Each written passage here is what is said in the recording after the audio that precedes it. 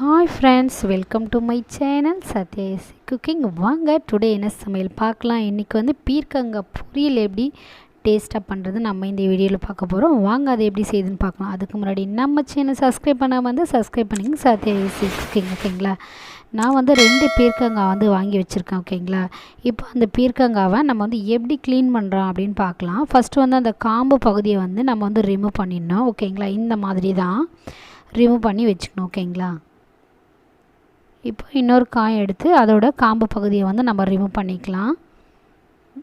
இப்போது எல்லா காம்பு பகுதியும் நம்ம வந்து ரிமூவ் பண்ணிடுறோம். ரிமூவ் பண்ணிவிட்டு காய் சீவரத்தை வச்சுட்டு நம்ம வந்து இந்த மாதிரி அது மேலே இருக்க அந்த க்ரீன் கலர் தோலெல்லாம் நம்ம வந்து நல்லா சீவி எடுத்துடணும். உள்ளே இருக்க அந்த ஒயிட் கலர் தான் வந்து நம்ம யூஸ் பண்ண போகிறோம். ஓகேங்களா, இந்த மாதிரி தான் நம்ம சீவி எடுத்துகிட்டு அந்த காயை சின்ன சின்னதாக உங்களுக்கு என்ன சைஸுக்கு வேணுமோ நீங்கள் அதை கட் பண்ணி ரெடி பண்ணி வச்சுக்கலாம். ஓகேங்களா, இந்த மாதிரி தான் சீவிட்டு அதை வந்து கட் பண்ணிக்கணும். நான் இந்த மாதிரி சின்ன சின்ன பீஸாக கட் பண்ணிட்டேன். ஓகேங்களா, நீங்களும் உங்களுக்கு ஏற்ற மாதிரி கட் பண்ணிக்கோங்க.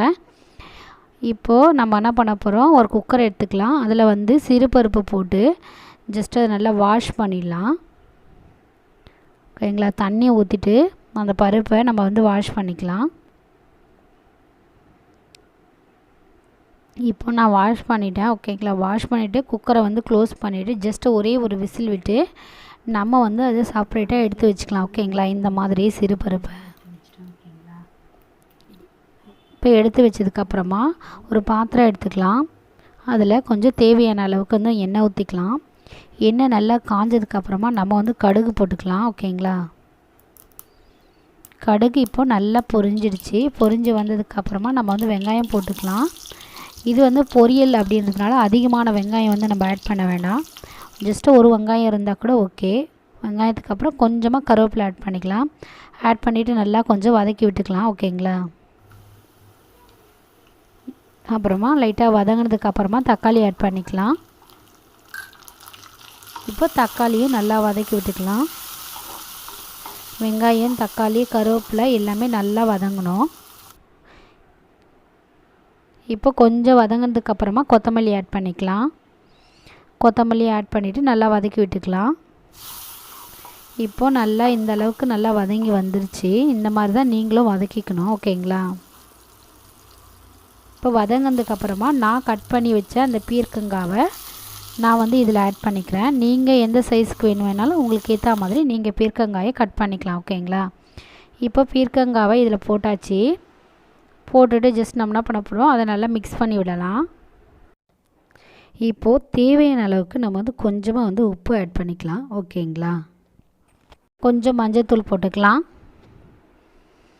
போட்டுட்டு ஜஸ்ட் அதை நல்லா மிக்ஸ் பண்ணிவிட்டு அந்த பச்சை வாசனை போகிற அளவுக்கு லைட்டாக நம்ம வந்து அதை வதக்கிக்கலாம். ஓகேங்களா, இப்போ இந்த மாதிரி கொஞ்சம் கலர் சேஞ்ச் ஆகி வந்துருச்சு. ஓகேங்களா, பச்சை வாசனை போகிற அளவுக்கு வதக்கியாச்சு.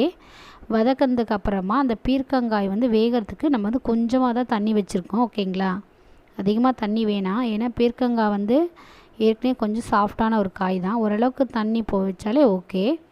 வச்சதுக்கப்புறமா நம்மளுக்கு தேவையான அளவுக்கு நம்ம வந்து காரம் ஆட் பண்ணிக்கலாம். ஓகேங்களா, அந்த மிளகாத்தூள் போட்டாச்சு. மிளகாத்தூள் போட்டதுக்கப்புறமா நம்ம ஜஸ்ட் அதை வந்து நல்லா இந்த மாதிரி மிக்ஸ் பண்ணிக்கலாம். ஓகேங்களா, இப்போ இதை மிக்ஸ் பண்ணிவிட்டு கொஞ்ச நேரம் வேகிறதுக்கு நம்ம என்ன பண்ணலாம், தட்டை போட்டு நல்லா மூடி வச்சிடலாம். ஓகேங்களா, இப்போது நல்லா வெந்து வந்துருச்சு. ஓகேங்களா, தண்ணி கூட கொஞ்சம் கம்மியாயிடுச்சு. இப்போது அது நல்லா வந்து குக் ஆகிடுச்சு. ஓகேங்களா, இப்போ இந்த ஸ்டேஜில் நம்ம என்ன பண்ண போகிறோம்னா, நம்ம ரெடி பண்ணி வச்சுருந்த அந்த சிறுபருப்பை நம்ம இதில் ஆட் பண்ணும்போது அதோடய ஃப்ளேவர் வந்து ரொம்பவே நல்லாயிருக்கும். பொரியலும் வந்து கொஞ்சம் நிறைய வரும், ஆனால் டேஸ்ட்டும் ரொம்பவே நல்லாயிருக்கும். ஓகேங்களா, சிறுபருப்பு ஆட் பண்ணும்போது அந்த காய்க்கு அந்த சிறுபருப்பு ரொம்பவே ஆப்டாக இருக்கும். ஓகேங்களா, இப்போ ஜஸ்ட் என்ன பண்ண போகிறோம், கொஞ்சம் நேரம் வந்து அந்த சிறுபருப்பும் அதுவும் அந்த தண்ணியெல்லாம் சுண்டுறதுக்காக கொஞ்சம் நேரம் வந்து நம்ம மூடி வச்சிடலாம். இப்போ இந்த மாதிரி தண்ணியெல்லாம் நல்லா சுண்டி வந்துருச்சு. ஓகேங்களா, இப்போது பீர்க்கங்காய் பொரியல் வந்து ரெடி ஆகிடுச்சு. நீங்களும் கண்டிப்பாக உங்கள் வீட்டில் ட்ரை பண்ணி பாருங்கள். ஓகேங்களா, ரொம்பவே டேஸ்ட்டாக இருக்குங்க சிறுபருப்பு போடுறதுனால.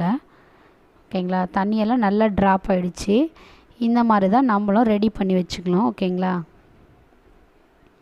இந்த கன்சிஸ்டன்சிக்கு வந்தாலே ஓகேங்களா. இது மாதிரியான ரெசிபிக்கு சத்யா ஈஸி குக்கிங்கை சப்ஸ்கிரைப் பண்ணி என்கரேஜ் பண்ணுங்கள். ஓகேங்களா. இப்போது சிறுபருப்பு பொரியல் ரெடி ஆயிடுச்சு. நீங்களும் ட்ரை பண்ணி பாருங்கள். Okay, thank you.